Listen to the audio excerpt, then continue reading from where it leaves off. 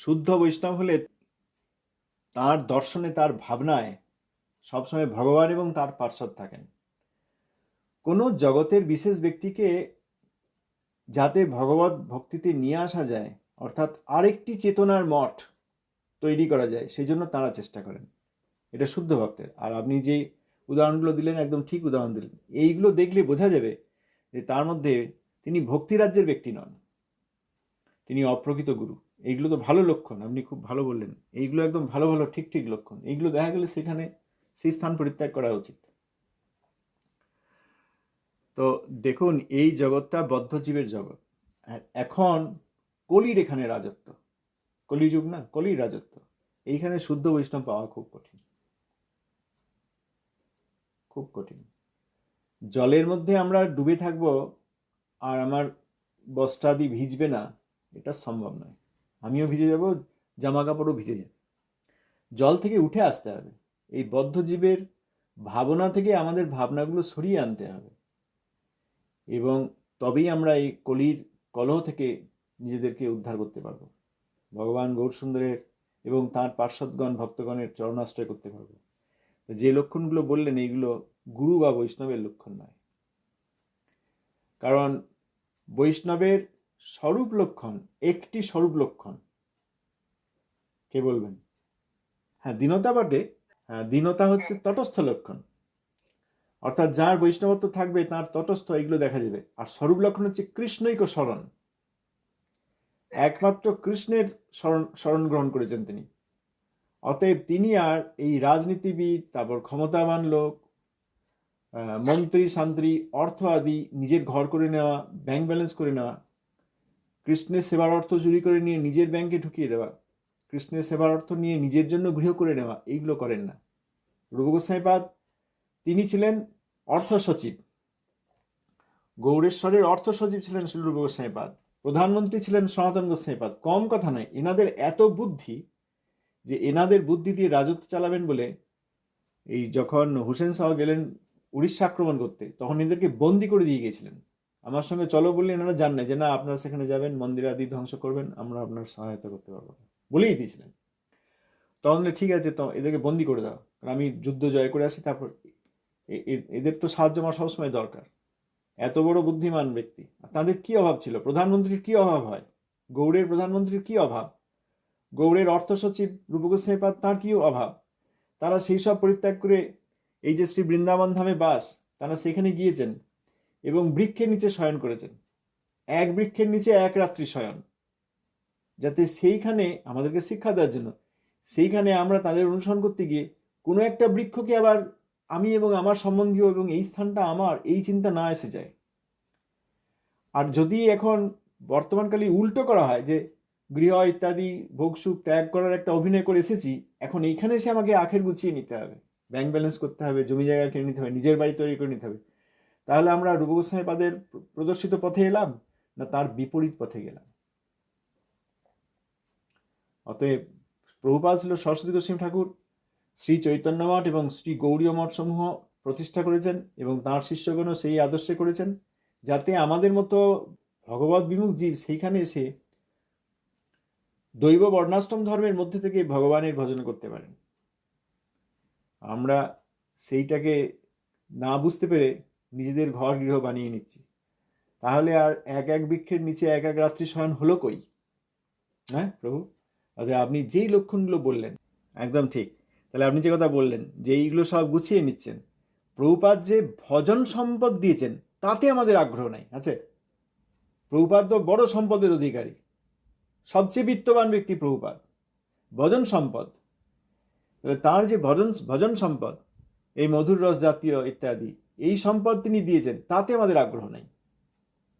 আগ্রহ থাকলে তো 1 লক্ষ হরিনাম করা হতো শুরুতে, মিনিমাম কমপক্ষে 1 লক্ষ হরিনাম শুরু করে তারপর 1 লক্ষ হরিনামে এসে তারপর 3 লক্ষ পর্যন্ত হরিনাম করতেন, হরিনামের রসে মেতে উঠতেন, তার আর প্রসাদ পাওয়ার পর্যন্ত সবসময় সময় থাকতো না।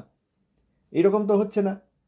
এখন এই ঘর বাড়ি দৌলত ধন দৌলত এইগুলোর প্রতি আমাদের আকর্ষণ হয়ে গেছে। এইগুলো কিন্তু প্রভুপাদের ভজন দ্বারা তৈরি।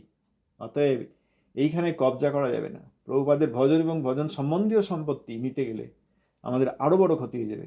জাগতিক লোকেরা যেসব ধরুন এই দেহ দবিন তারপর রাজনৈতিক ক্ষমতা এইসব করে, তাদের কথা আলাদা, তারা বদ্ধজীব, তারা করে, তাদের কথা আলাদা। কিন্তু সাধক যিনি এসেছেন, তিনি যদি এই প্রভুপাদের প্রদত্ত ভজন সম্পদের প্রতি তার দর্শন না থেকে, আগ্রহ না থেকে, তিনি দেখতে না পান, আর ভজন সম্পত্তি দেওয়ার জন্য তিনি যেই ব্যবস্থা দিচ্ছেন, দৈব বর্ণাশ্রম ধর্ম এবং শ্রী গৌড়ীয় মঠ ইত্যাদি, সেইখানে গিয়ে আমরা তার উদ্দেশ্য বুঝতে না পেরে তাকে, সেই বস্তুগুলোকে এই জাগতিক ল্যান্ড, জগতের কোনো একটা জমি জায়গা, জগতের ইট কাঠ পাথর মনে করে সেইগুলো দখল করার চেষ্টা করি, বা সেইগুলো কতদিন দখল করতে পারবো তা জানি না, ওই জন্য নিজের জন্য আবার কিছু বানিয়ে রাখি।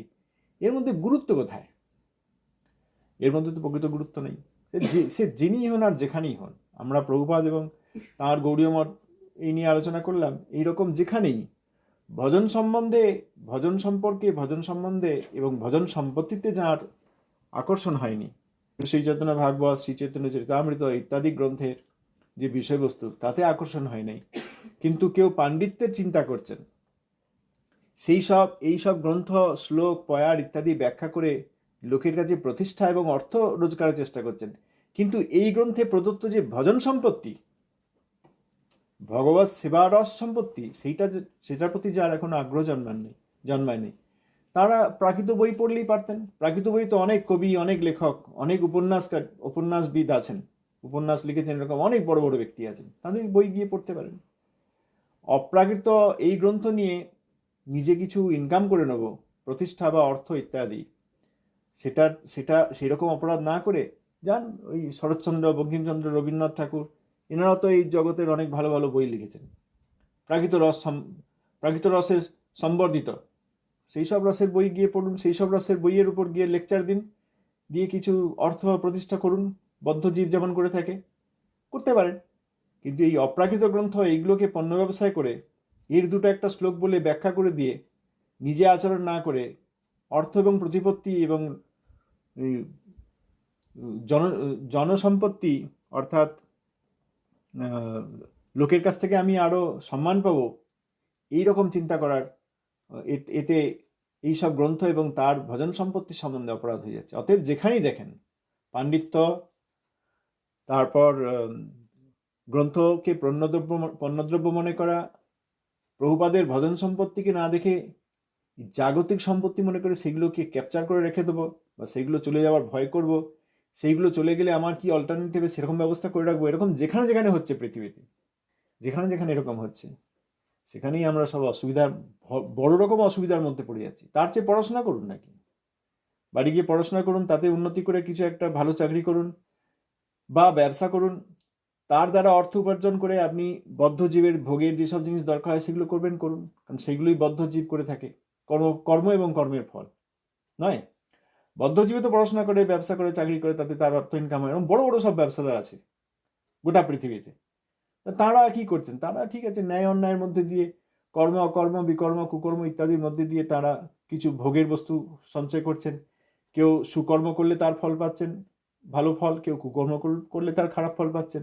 কিন্তু ওই ভোগ আর ত্যাগ এইসবের মধ্যে রয়েছে, ইহজন্ম পরজন্ম ভোগ ত্যাগ, স্বর্গ নরক আর এই পৃথিবী করতে পারেন, কিন্তু ভগবত বিষয় সম্পত্তি নিয়ে এটা করা উচিত নয়। ভগবানের এই গ্রন্থ, ভগবানের কথা, রস, একে পণ্যদ্রব্য মনে করার কোনো কারণ নেই। অতএব ব্যবসায় যদি করতে হয়, ঘর বাড়ি যদি করতে হয়, কে বারণ করেছে? যান, নিজের ক্ষমতায়, বিদ্যা, শিক্ষা, ব্যবসা ইত্যাদির ক্ষমতায় গিয়ে যদি রোজগার করে ঘর বাড়ি বানাতে পারেন, সেটা আপনার ভোগের জন্য ব্যবহার করতে পারেন, তার সেই ভোগের ফলও আছে। কিন্তু ভগবত বিষয়ক সম্পত্তি, ভগবত বিষয়ক প্রণামী, ভগবানের সেবার জন্য দেওয়া অর্থ সরিয়ে রেখে এগুলো করা একদমই ঠিক নয়। এইগুলোর মতো মহা অপরাধ আর নেই। প্রভু আপনি ভালো উদাহরণ দিয়েছেন।